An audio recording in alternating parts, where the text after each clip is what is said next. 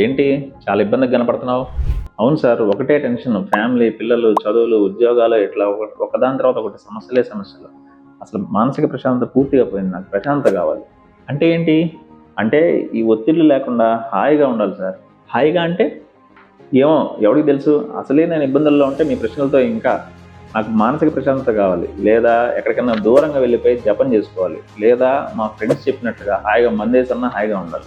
మరి నీ సమస్య పోతుందా? అదే ఆటలు, జపము, మందు, ప్రేయరు, పూజలు వగైరా వగైరా చేస్తే సమస్యలు పోతాయా? ఏమో ఎవరికి తెలుసు సార్. ముందు నాకు మానసిక ప్రశాంతత అవసరం సార్. సరే సరే కానీ ఇదేంటి పెన్ను?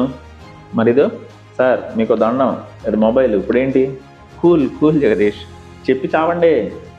ఓకే ఓకే, చావటం ఎందుకు కానీ ఇప్పుడు చెప్తా విను. ఇది పెన్ను, ఇది మొబైల్ అని ఎలా చెప్పావు?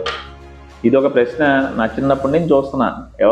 ఎవరో చెప్పింటారు, అది బుర్రలోకి ఎక్కింటది. ఇప్పుడు నాకు గుర్తొచ్చింది చెప్పాను. మరి నువ్వు కోరుకునే ప్రశాంతత ఏంటో అది ఇంతకు ముందు అనుభవించిందా లేక కొత్తగా ఏమన్నా ఉందా? ఎందుకంటే ఇంతకు ముందు అనుభవించింది అయితే మళ్ళీ అదే అనుభూతి రమ్మంటే రాదు. అదే కొత్తదనుకో, అది వచ్చే వరకు నువ్వు గమనించలేవు. ఎలా సార్?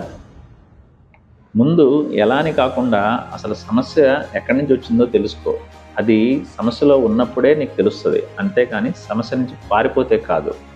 అప్పుడు సమస్యలన్నీ సమసిపోయాక ఏ స్థితిలో అయితే ఉంటావో అదేనేమో నీకు కావాల్సింది.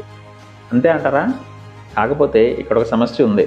ఎవరికైనా సమస్యలు సర్వం సమసిపోతాయా? కోరిక అనేది ఒకటి ఉంటుందిగా. కోరిక ఉన్నంతకాలం సమస్యలు ఉంటాయిగా. మరి వచ్చే వాటిలన్నింటినీ ఎదుర్కోవడమేనా పరిష్కారం? అంతే. లేదా కోరిక లేకుండా ఉండాలి. అదేనా సార్?